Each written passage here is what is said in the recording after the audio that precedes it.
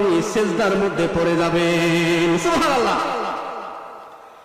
হাদিস সাকিব শাফাতে কুবরার হাদিস, আমার নবী যখন ওই কিয়ামতের ময়দানে আমার নবী যখন সিজদার মধ্যে পড়ে যাবেন, আল্লাহ সাথে সাথে শাফাতে কুবরার হাদিস বলবেন, ইরফা রাসাকা ইয়া মুহাম্মদ।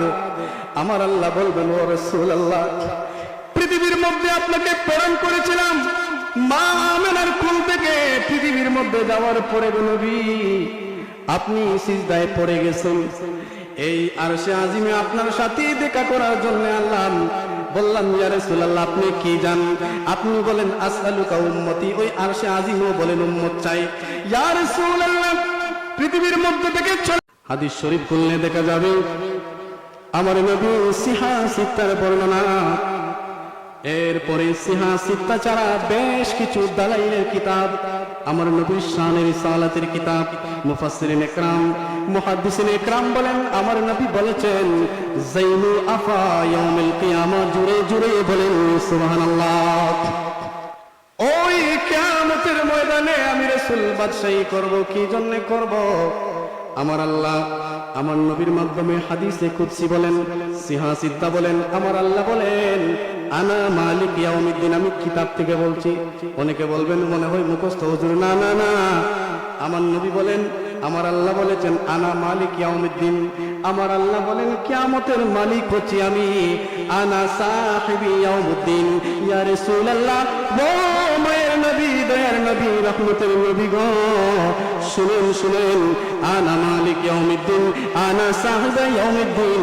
আমি কিয়ামতের মালিক বটে, কিন্তু কিয়ামতের ময়দানে আপনি বাদশাহী করবেন। সুবহানাল্লাহ। ও সাহাবায়ে কেরাম বললেন, ইয়া রাসূলুল্লাহ,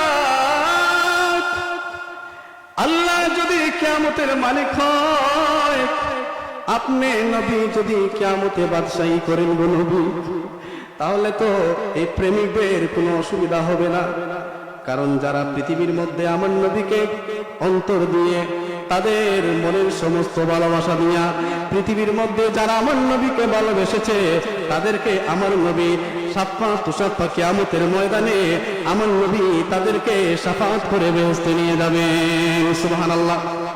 ওই কিয়ামতের ময়দানে আমার নবী রাহমাতুল লিল আলামিন যদি বাদশাহী করেন, ওই শাফাআতে কুবরার হাদিস, এখানে হাদিস বর্ণনা করেন, ওই কিয়ামতের ময়দানে মানুষের পাপ অনুযায়ী, তার পাপ অনুযায়ী গামে তার হাঁটু পানি হবে, তার কোমর পানি হবে, তার বুক পানি হবে, তার গলা পানি হবে। ওই কিয়ামতের ময়দানে মানুষের শরীরে কোনো কাপড় থাকবে না, মানুষের শরীরে কোনো বস্ত্র থাকবে না। ওই কিয়ামতের ময়দানে সূর্য আধা উপরে থাকবে। ওই কিদাম সাক্ষী দেখ, ওই কিয়ামতের ময়দানে মানুষ ছুটাছুটি করবে। ওই ছুটাছুটি করার কারণে মানুষের শরীরের মধ্যে ঘাম হবে। ওই ঘাম হওয়ার কারণে মানুষ তার নিজের গামের কারণে মানুষের ওই আশেপাশে প্লাবন হয়ে যাবে, বন্যা হয়ে যাবে। ওই বন্যায় মানুষ পেরেশান হয়ে সবাই এক দৌড় দিবে হযরতে আদম সফিউল্লাহর কাছে। আদম সফিউল্লাহর কাছে যাওয়ার পরে বলবে, বাবা গো বাবা, এই কিয়ামতের ময়দানে এসে বড় মুসিবতের মধ্যে পড়ে গেছি। পৃথিবীর মধ্যে শয়তানের পায়ে দাঁড়ায় পড়ে অনেক গুনাহ করেছি। আজকে এই গুনার কারণে কিয়ামতের ময়দানে আমার হাঁটু পানি হয়ে গেছে, আমার কোমর পানি হয়ে গেছে, আমার গলা পানি হয়ে গেছে গো বাবা। ও আদম সফিউল্লাহ, আজকে কিয়ামতের ময়দানে আপনি আমার জন্য একটু সুপারিশ করেন। হাদিস বলছে, শাফাআতে কুবরার হাদিস, ওই আদম সফিউল্লাহ সাথে সাথে বলবেন, আনা লাস্তু বিয়াদি। বলেন সুবহানাল্লাহ। আদম সফিউল্লাহ বলবেন, আজকে কিয়ামতের ময়দানে আনা লাস্তু বিয়াদি, এই কিয়ামতের ময়দানে আমি হয়তো তোমাদের বাবা হইতে পারি, কিন্তু আমার কোনো কিছু করার নাই। আজকে কিয়ামতের ময়দানে আমি আদম, আমি নিজে ইয়া নাফসি করতেছি। তার একটাই কারণ, আমি যে বেহেশতের মধ্যে ওই গন্ডম ফল খেয়েছিলাম, এই ইয়া নাফসির কারণে আল্লাহর কাছে যে আমি সুপারিশ করব, আল্লাহর কাছে যে আমি শাফাআতের দোয়া করব, এই সুযোগ আমার কাছে নাই নাই নাই। তোমরা অন্য নবীর কাছে যাও। হাদিসের পরের পয়েন্টে বলা হচ্ছে, আমরা হযরত নূহ আলাইহিস সালামের কাছে। হাদিসের পরের পয়েন্টে বলা হচ্ছে, আমরা হযরত ইব্রাহিম খলিলুল্লাহর কাছে যাব, আমরা ঈসা রূহুল্লাহর ইসমাঈল যাবিউল্লাহর কাছে যাওয়ার পরে রে বাবা, শুনেন এরপরে ওই আমরা সবার কাছ থেকে সবাই বলবেন আনা লাস্তু বিআহলি। এই কিয়ামতের ময়দানে আমাদের কোনো বাহাদুরি নাই, এই কিয়ামতের ময়দানে আমাদের কথা বলার কোনো সুযোগ নাই, এই কিয়ামতের ময়দানে কথা বলার কোনো সুযোগ নাই। সবাই আমরা দৌড় হতে মুসা কালিমুল্লাহর কাছে। ওই কিতাবের মধ্যে শাফাতে কুবরার হাদিস আল্লামা জালালউদ্দিন সৈয়দী বলেন, আল্লামা হাফিজ ইবনে কাসির বলেন, তিনি বলেন আমরা মুসা নবীর কাছে যাওয়ার পরে মুসা নবী বলবেন আজকে আমি পারবো না, তবে আমি একটা সন্ধান দিতে পারি।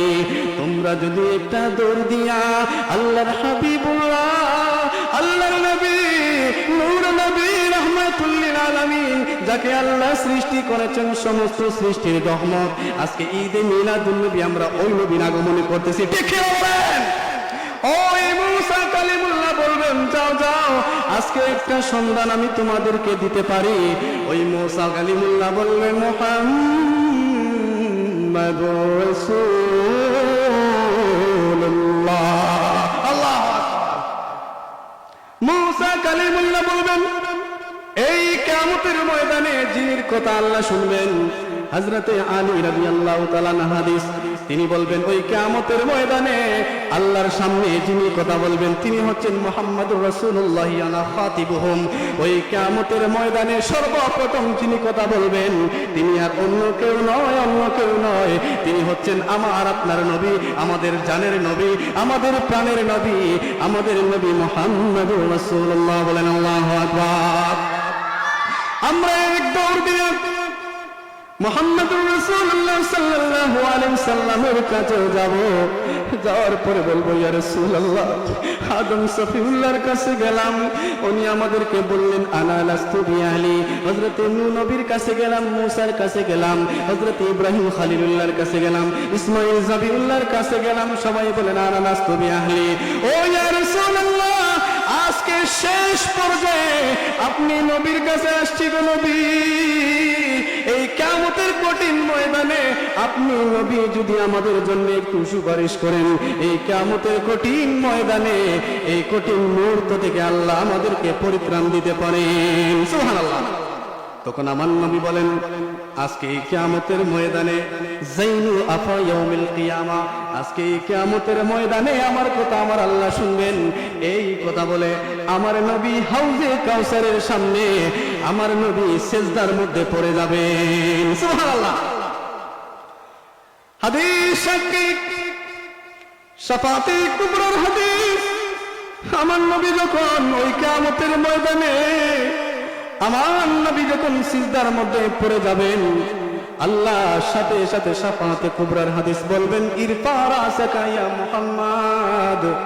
আমার আল্লাহ বলবেন ও রাসূলুল্লাহ, পৃথিবীর মধ্যে আপনাকে প্রেরণ করেছিলাম মা আমিনার কোল থেকে, পৃথিবীর মধ্যে যাওয়ার পরে নবী আপনি সিজদায় পড়ে গেছেন, এই আরশে আজিমে আপনার সাথে দেখা করার জন্য আল্লাহ বললাম ইয়া রাসূলুল্লাহ আপনি কি জান?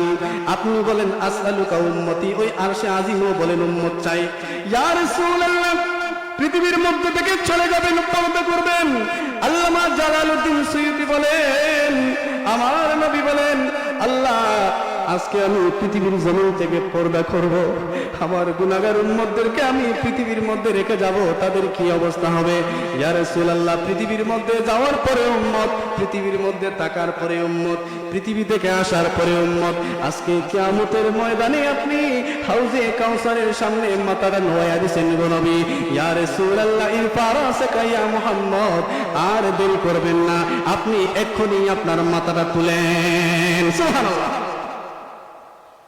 হাদিসের মধ্যে এসেছে সালতু তাশাফা তুশাফি, ইয়া রাসূলুল্লাহ আপনার চোখের পানি যখন তায়েফের ময়দানে পড়েছিল, আমি জিবরিলকে পাঠিয়েছিলাম যে তায়েফের ময়দান উড়াইয়া দাও। ওই উহুদের ময়দানে আপনার নূরানি জিসিম থেকে রক্ত পড়েছিল, জিবরিল আমিনকে বলেছিলাম জিবরিল যাও যাও উহুদের ময়দান উড়াইয়া দাও। ইয়া রাসূলুল্লাহ আপনি বলেছেন আল্লাহ গো আল্লাহ, এই মানুষদেরকে যদি আপনি ধ্বংস করে দেন তাহলে এই পৃথিবীর মধ্যে আমি আপনার ধর্ম কার কাছে প্রচার করব? সুবহানাল্লাহ।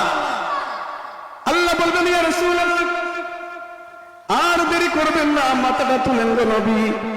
আমার নবী ওই কিয়ামতের ময়দানে মাথাটা তুলবেন, মাথা তোলার পরে বলবেন ইয়া রাসূলুল্লাহ আপনি কি চান? ওই হাদিসের ব্যাখ্যায় এসেছে আমার নবী বলবেন আল্লাহ আমার গুনাহগার উম্মত সে জীবনে কিচ্ছু করে নাই, নামাজটা হয়তো অবহেলা করে পড়ে নাই, হজ করে নাই, যাকাত দেয় নাই, ঠিক মতো আমল খাসিলত নিয়ে চলতে পারে নাই গো নবী, তবে মানুষের ক্ষতি করে নাই। ওই মানুষের অন্তরের মধ্যে আমি রাসূলুল্লাহর প্রেম ছিল, আমি রাসূলুল্লাহর মহব্বত ছিল। আজকে কিয়ামতের ময়দানে আমার ওই প্রেমিকদেরকে আপনি বেহেশতের মধ্যে ঢুকিয়ে দেন। আর জোরে বলেন সুবহানাল্লাহ।